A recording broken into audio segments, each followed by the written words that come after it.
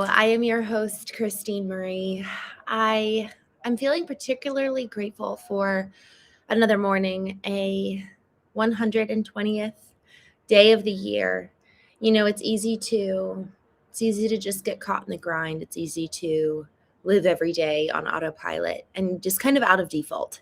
And this is our morning opportunity to just take a pause and express gratitude and frankly to look around. I don't know where you are in your world today, where you're listening from, but I'm sitting outside and just feeling really grateful for the sun. I can see the sun like glistening on the trees, and it hasn't fully rose yet. And there's doves just kind of prancing around. And y'all, the more that we can really look at the little things and notice the small things that are ordinary and recognize them as something to be honored and cherished, I think the more of life we get to really experience. I shared this the other day on the evening show. And there was this moment when in high school where I played this role it was called, the play was Our Town, and I was playing the leading lady. And in the play, she dies, and she has this moment where she gets to go back to childhood. And so it's the most ordinary of mornings. Her mother and siblings are all sitting at the table having breakfast, and her mom is just moving quickly back and forth, bringing the food and just kind of hurrying everyone along so they're not late for school. Yet they couldn't see Emily. And so Emily is like desperately trying to capture the gaze of anyone, but particularly her mom. And there's just this phrase that she says where she says, "Look at me."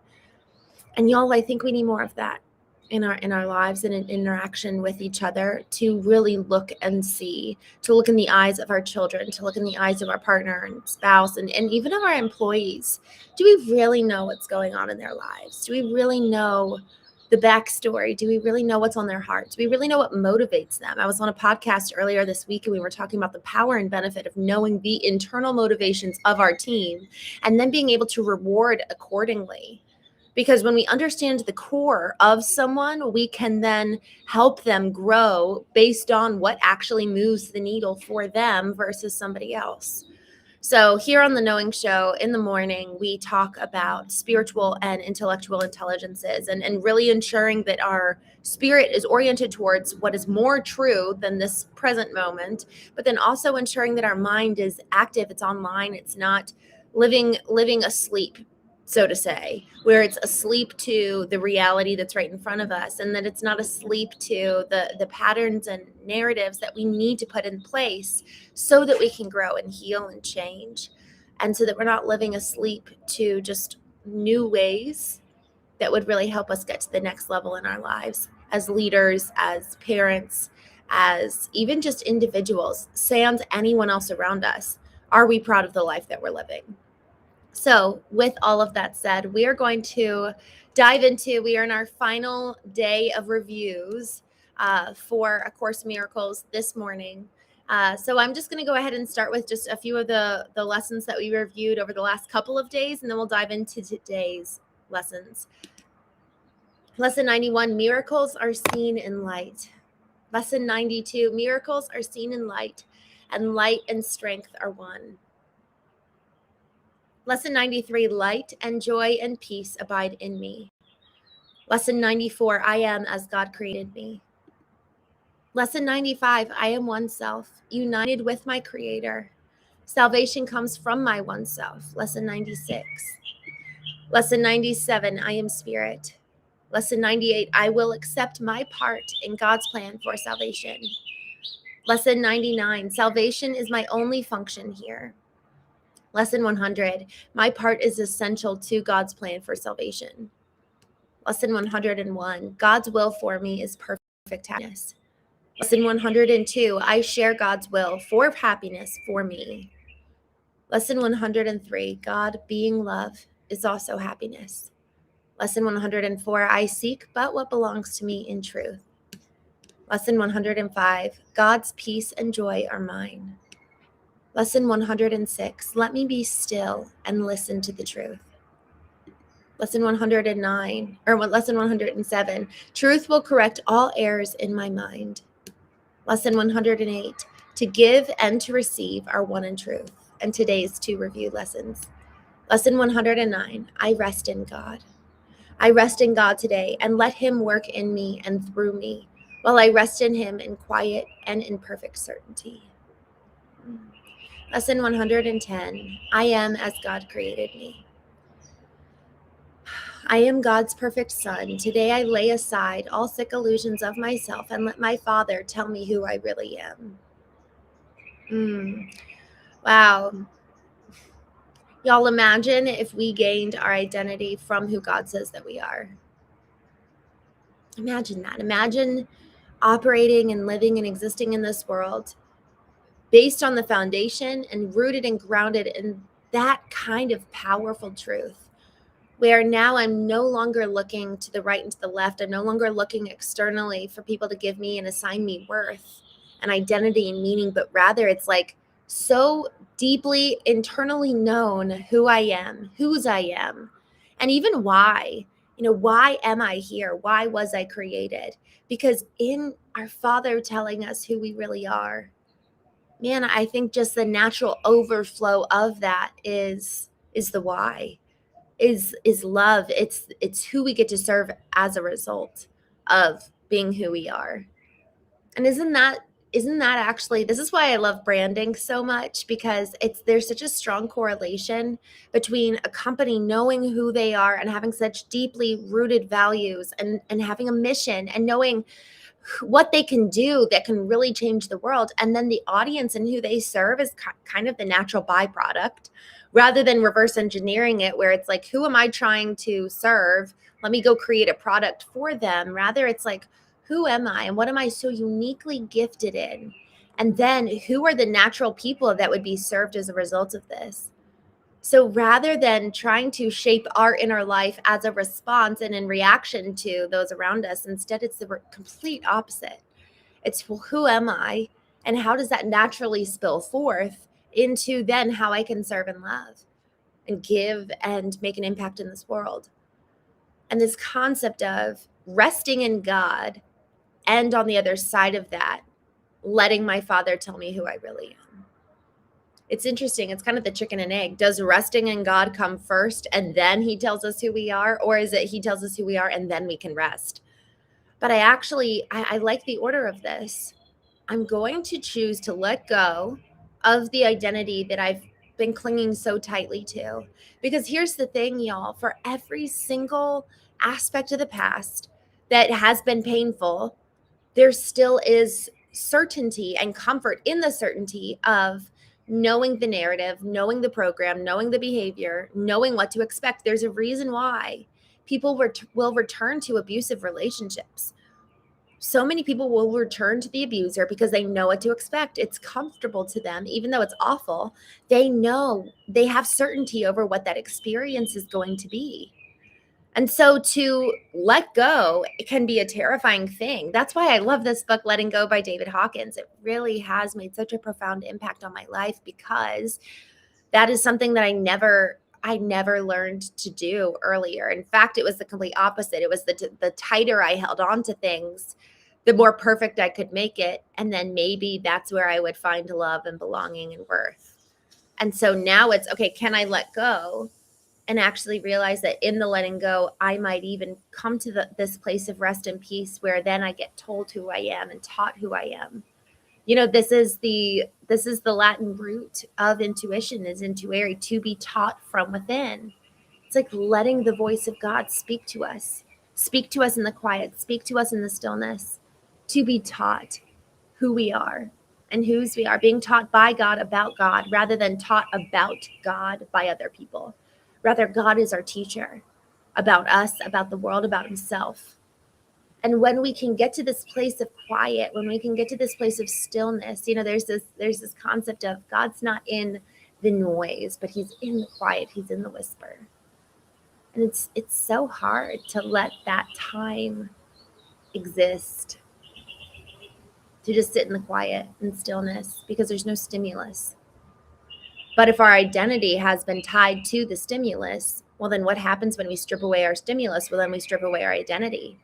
And the stimulus could very well be that abusive relationship.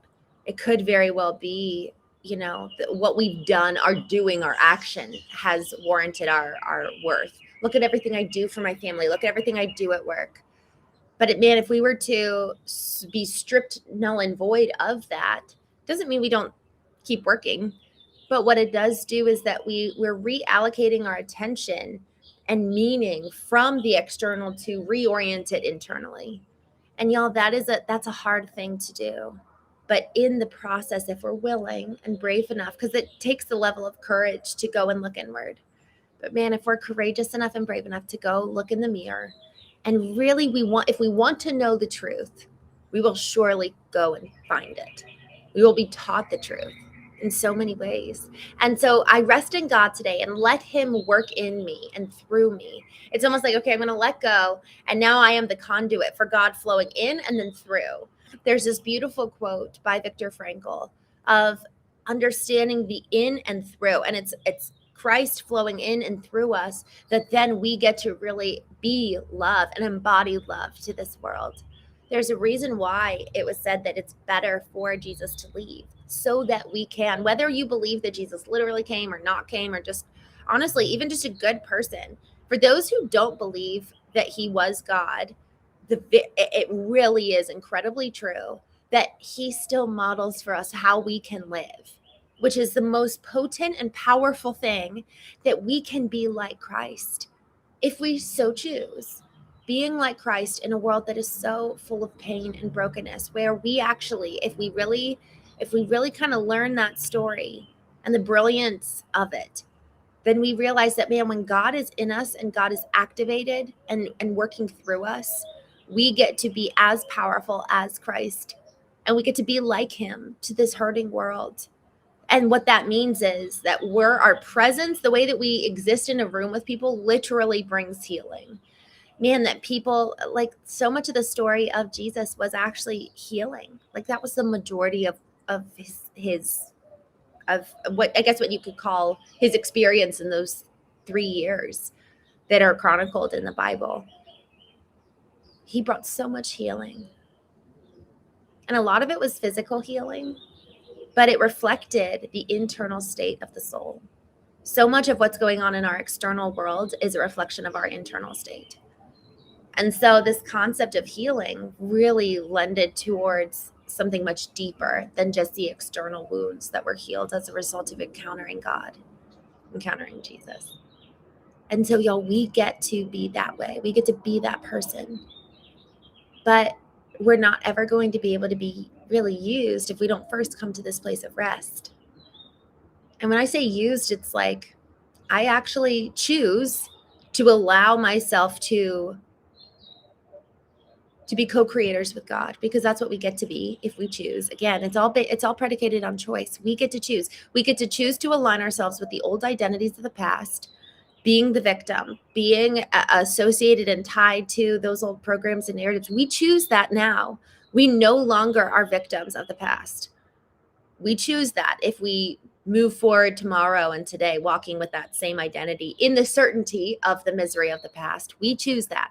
Or we get to choose to be co-creators with the ultimate creator and create something beautiful in this world that brings healing and life and joy and peace on whatever scale, in whatever area we've been called to. And then next, I am as God created me to be. Well, now there's this confidence in today. I'm actually going to lay aside all of the illusions about myself. So everything in the past that was not true, I'm letting go of that, laying it aside, and letting God tell me who I really am. So it's like, okay, yes, God, I'm going to avail myself to allow you to work in and through me. But at the same time, in that process, you're also telling me who I really am. So that as I then go out and go forth and love on people, I know who I am. So that in the chat, when people are unkind or rude or even cruel to me, I'm not swayed by that. So long as I am resting and confident and sure of who my Father says that I am. And God, when we know who our Father says that we are, can we love all the more? It's a really, really powerful thing. So with that, I am going to jump into the chat.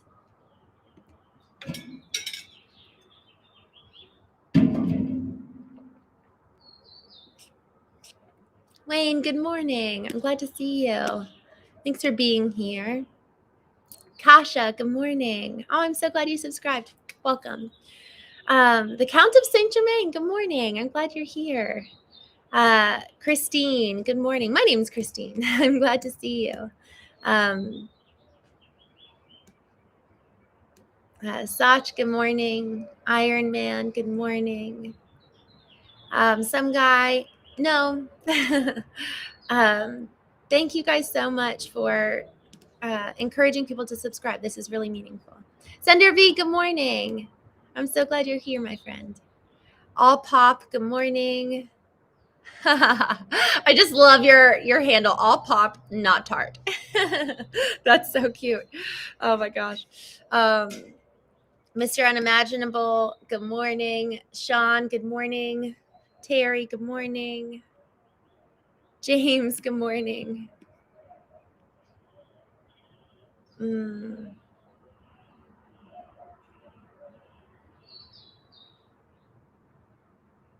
Mr. Unimaginable says, life isn't that easy. To know who you are is living life and how to deal with your fellow mankind. You know, it's interesting. I hear, I'm so grateful you feel that way. I'm so grateful that you feel, living your life is easy. That's a blessing. I think that that's a real blessing. I didn't know who I was for so long. So good for you.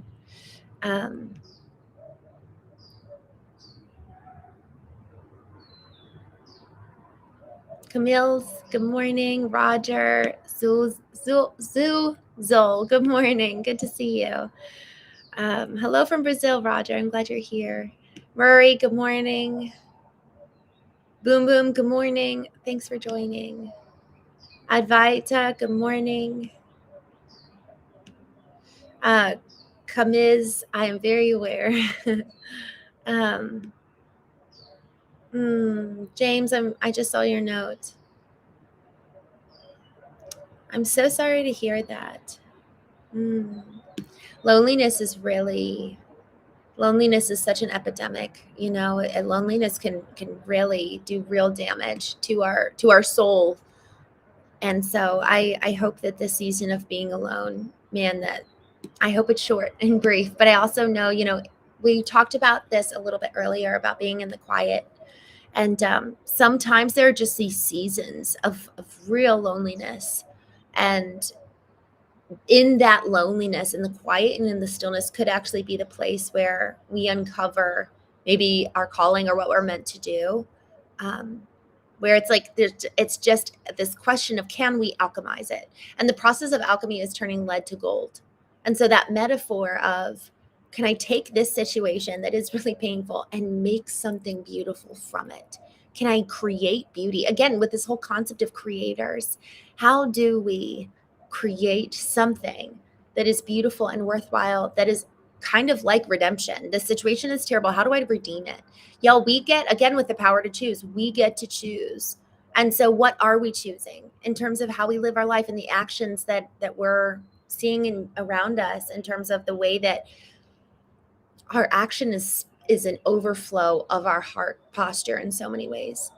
So do we actually, before we can change the external, do we actually need to go inward and make some changes there? Jeremiah, good to see you. Come in. Oh, I will take a look at that. I actually am very intrigued. Dub Styles, good morning. It's been so long. I'm so glad to see you. Michael, good morning. Two guys, one jacket, good morning. User, good morning. The Count of Saint Germain, I have no idea. He says, what's the first couple of steps to becoming Catholic? I actually don't know. I'm not Catholic. But it sounds like you can contact a pastor. Catholic priest here from Scotland. XX. Good morning. Oh, how cool. Yeah, it sounds like if you find XX, I guess it's if you find like a local parish and then reach out, I would assume. But okay, I'm so excited about this. My sister is coming on today. She's coming on at 6 p.m. Eastern, and she's going to be my guest on the Knowing Show. So I'm very, very, very excited about that. And she actually had explored Catholicism at one point. So Adam, good morning. Salim, good morning. Thank you for joining, Adam. I'm glad you're here.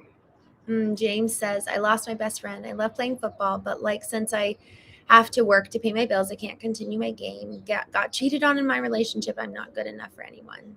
Wow. James, if I may be so bold, I feel like the lessons for today are really for you in so many ways. You know, these two, I rest in God today and let him work in me and through me while I rest in him in quiet and in perfect certainty. I am as God created me. I am God's son. Today I lay aside all sick illusions of myself and let my Father tell me who I really am. James, I hope that for you. You know, I really, really do. I know a little bit of how you feel when you're saying you're not good enough for anybody. My husband left, you know, and I had this real stark moment of, am I going to believe what he says effectively? You know, he tried telling me it wasn't personal, but I think for most of the times when you look at somebody and you say, I don't love you anymore, it's like, okay, that is kind of personal. And at the same time, am I going to find my worth and my identity in him? Am I going to place my understanding of who I am and find meaning in the world in somebody else? Or am I going to be able to trust who God says that I am? Can I find meaning and identity in the truth? And that's like capital T truth of who God says that I am over who somebody else says that I am. And that's a decision. Again, we have so much power of choice. Who are we going to choose to believe? Who are we going to actually give like the microphone in our life to hold weight and hold power and be able to speak the truth to us? Who are we taking our microphone and then handing it to somebody else, and then they are now the naysayers of what we believe? So I just think that this is so important, y'all. Who has the major voice in our life, and what are they saying? Moose, are you here in the chat? So I'm going to go ahead and block you, my friend. We don't talk like this. Just coming back in the chat. Jay, good morning. It's knowing and remembering that we are not of this world. Good morning. I'm so glad to see you. Parita, good morning. Joseph, good morning. Got to be good enough for yourself, Dub Style says. Hot dog. What a good word. It's so, so, so, so, so true. Wow.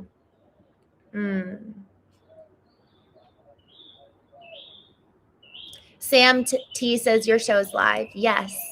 Yeah, my show's live. We are live right now. The Count of Saint Germain, the question was asked how to join the Catholic Church, and he says, I know it takes like 2 years. Yeah. I don't know how to join, but I know I visited a few, and then there are really truly ones all around.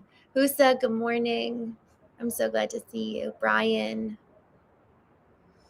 how can I divert myself from lonesome because I can't find people like you always to talk to? What's the hack to divert mind?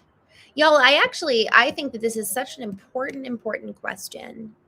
And James, come join the show that I'm having with my sister today at 6 p.m. Eastern.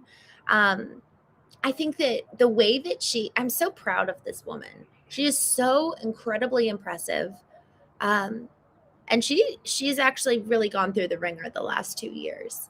And so I think that this conversation this afternoon is going to be really encouraging. How do you divert your mind?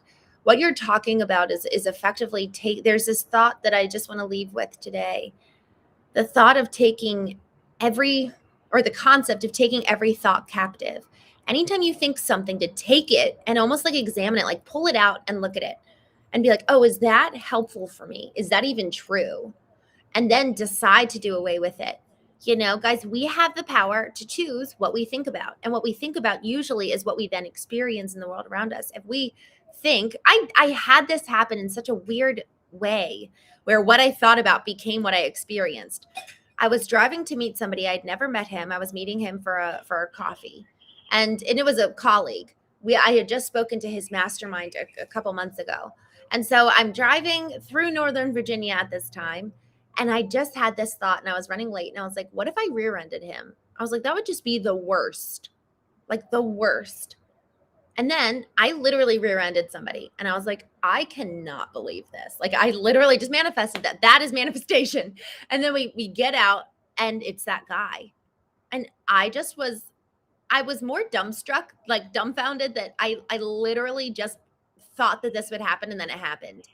I've never experienced anything so obviously, but it happened. And this is what I mean when we can create what we really think about, and where we place our attention is where we place our energy. So, like, are we placing our energy in that which is true and orienting it towards that which is true? So that's the question of who has the microphone in your life? Who has the power over your mind? Is it other people? Is it your old girlfriend, boyfriend? Is it the past of how your parents treated you? Who has the microphone in your life? And in what ways? Who gets to define your worth? Who gets to define your value? And that's really important. This is really, really important that we ask these questions. Because if we want to take the microphone back and reallocate it to, okay, God, who do you say that I am? We first have to get it back, and we actually need to reclaim it from the people that we gave it to all those years ago. And with that process of reclamation of the microphone, sometimes it means saying goodbye to the past. And there's the comfort and certainty that comes from those old narratives at times. We know what they're going to say. We know what to expect, and there's comfort there. But man, if I am going to reclaim the microphone, there's probably going to be a lot of freedom on the other side. And then the question is, well, what am I going to do with the freedom? What has God called me to do? What is my purpose? Why am I here? So there's then uncertainty in that.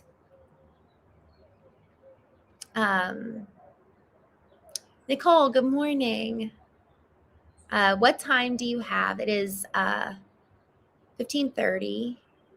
Your evening live is at what time? My evening live. So right now I'm on the West Coast. So it's 6:30 a.m. for me right now. And so my live is at 3 p.m. my time, but 6 p.m. Eastern. What's your time zone? Or I guess it doesn't really matter. So let's see, that will be almost 8.5 hours from now, if I'm calculating that right. Let me see.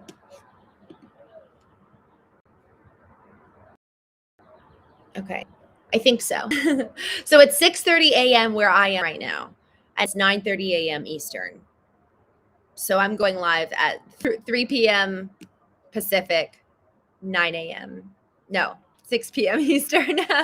I've been 2:30 p.m. in Scotland, 8:30 p.m. or a.m. in Tennessee. All these time zones, it's been like, woof. Because I have clients in all time zones, but I actually don't have as many European clients. So that makes it a little bit easier. But I would love to go back to Scotland. I just have to tell you, you have the most beautiful, beautiful country. Oh my gosh. All right, y'all. Thank you so much for joining me today. I will be live again today, 3 p.m. Pacific, 6 p.m. Eastern, and would love to have you. Alex, I'm just looking here. Good morning. I'm just looking here at your chat. I've had days where everything being said in my head came to life. I don't know how to explain it other than I was at such a high frequency that things started happening. Interesting. Isn't that funny? It's like so strange. All right, just scrolling down. Scooter, I saw your note where oh, well, yeah, if you're saying something like that, then we're not going to engage. So, all right, y'all. Thank you so much for joining. I'm so glad you came and hung out with us. Ozzy, thank you for joining. You used to live in Arizona. Well, let me know if you come back. Y'all, thank you so much. I'm so grateful for each one of you. This felt like a really encouraging conversation this morning. So thank you all for being meaningful. And this is the test. Can you love people through any offense? It hurts like heck, but it's the same hurt Christ experienced. as he walked this earth. But once he learned how to and understand this, our lens, or once we learn how to and understand that this is our lens, I agree with you. I actually think that now here's the thing. We talked about this actually a little bit ago. Bang Top, good to see you. um, Stephen, good morning. Here's the thing. We did a whole little series on love about a month ago. Love is the internal posture. The external action could very well look the exact same as somebody actually who is powered by fear. So if my job is to be judge or to sit on a jury and sentence the justice for whatever that person did, that can actually be done from a heart of love. Love does not mean nothing is punishable. Nothing is a punishable offense. Love does not mean void of justice. Actually, sometimes love can be the very thing that delivers justice and speaks the truth. So what a blessing that is, that we can be powered by love and ensure that we're safe and we've got boundaries and we're protected, but love is the powering force rather than fear. And that switch, having love replace fear, changes everything. So have a wonderful day, my friends. I'm so grateful for you. I will see you again, yay, with my sister today at 6 p.m. Eastern. I'll talk to you then.